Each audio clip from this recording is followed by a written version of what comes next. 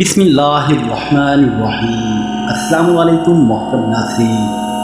حضور صلی اللہ علیہ وآلہ وسلم کے معجزات کے واقعات آج آپ کے ساتھ اس ویڈیو میں شیئر کریں گے، تو ویڈیو کو مکمل واچ کیجیے۔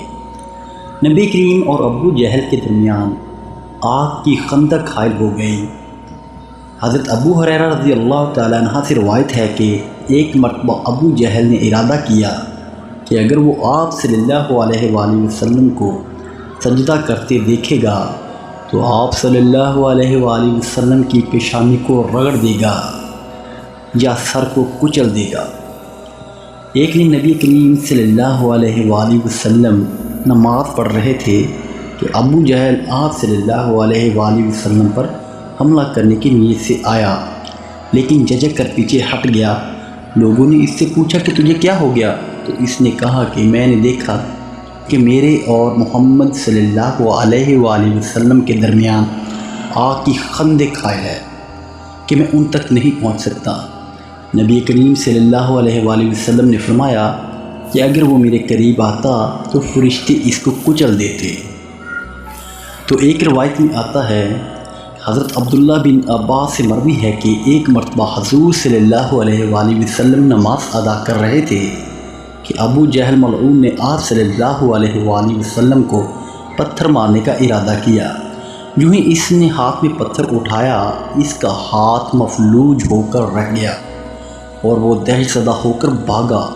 لوگوں نے اس سے سبب پوچھا تو اس نے کہا کہ محمد صلی اللہ علیہ وآلہ وسلم کے اس طرف ایک غیر معمولی گردن اور سرو والا اونٹ مجھے کاٹنے کے لیے لپکا۔ حضور اکرم صلی اللہ علیہ وآلہ وسلم نے فرمایا کہ وہ اونٹ نہیں، وہ جبرائیل علیہ السلام تھے۔ اگر ابو جہل میرے قریب آتا تو وہ اسے دبوچ لیتا۔ یہ ہمارے نبی کریم صلی اللہ علیہ وآلہ وسلم کی کرامات تھیں، ان کے معجزات تھے۔ ایک واقعہ تھا کہ بھنے گوشت میں اپنے زہر آلود ہونے کی اطلاع دی۔ خیبر میں اسلام بن مشکل یہود کی بیوی زینب بنت الحارث نے بکری کی بھنی ہوئی ران میں زہر ملا کر حضور صلی اللہ علیہ وآلہ وسلم کی خدمت میں پیش کیا۔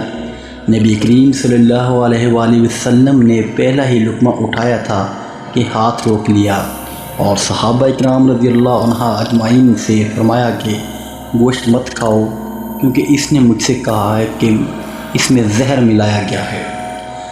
زینب یہودیہ کو بلا کر پوچھا گیا، اس نے اپنے فعل بدکار قرار لے لیا۔ اور ایک واقعہ یہ آتا ہے کہ خوفناک آواز سے دشمن بھی ہوش ہو گیا۔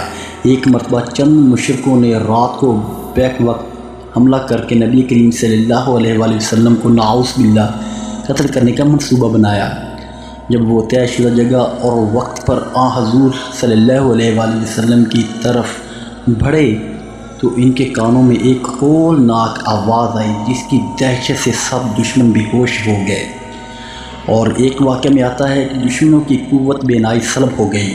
ہجرت مدینہ کے موقع پر جس شب کو نبی کریم صلی اللہ علیہ وآلہ وسلم نے ہجرت کا قصد کیا، کفار مکہ نے چاروں طرف سے کشانہ اقدس کا محاصرہ کر رکھا تھا کہ جو ہی نبی کریم صلی اللہ علیہ وآلہ وسلم گھر سے نکلیں گے، ان پر بیک وقت حملہ کر کے نعوذ باللہ انہیں ختم کر دیا جائے گا۔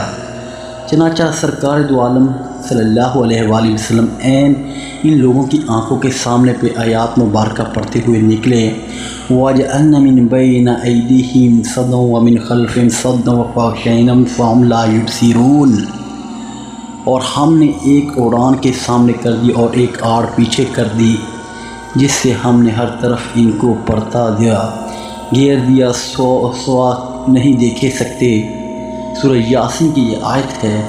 محاصرین کی قوت بینائی خداوند تعالیٰ نے ایسی سلب کی، نبی کریم صلی اللہ علیہ وآلہ وسلم ان کے درمیان سے نکل کر حضرت ابو بکر صدیق رضی اللہ تعالیٰ عنہ کے گھر جا پہنچے۔ خدا تعالیٰ نے دشمن کو بے بس کر دیا۔ ایک دفعہ ایک مشرک گھات لگا کر نبی کریم صلی اللہ علیہ وآلہ وسلم کو نعوذ باللہ قتل کرنے کی نیت سے بیٹھا تھا کہ مسلمانوں نے اسے دیکھ لیا اور اسے پکڑ کر حضرت صلی اللہ علیہ وآلہ وسلم کی خدمت میں لائے۔ حضور صلی اللہ علیہ وآلہ وسلم نے فرمایا کہ اس کو آزاد کر دو۔ اگر یہ مجھ کو قتل کرنا چاہتا بھی تو انہیں کر سکتا تھا، کیونکہ قدرت نے اسے عاجز کر دیا تھا۔ یہ صحیح مسلم کی حدیث ہے۔ تو دوستو میں امید کرتا ہوں کہ یہ ویڈیو آپ کو پسند آئی ہوگی۔ ویڈیو پسند آئی تو لائک کر لیجئے، اور اگر چینل پر کوئی حسب موضوع نئے ہیں تو چینل کو سبسکرائب کر کے آل نوٹیفیکیشن کو آن کر لیجئے۔ Thanks for watching.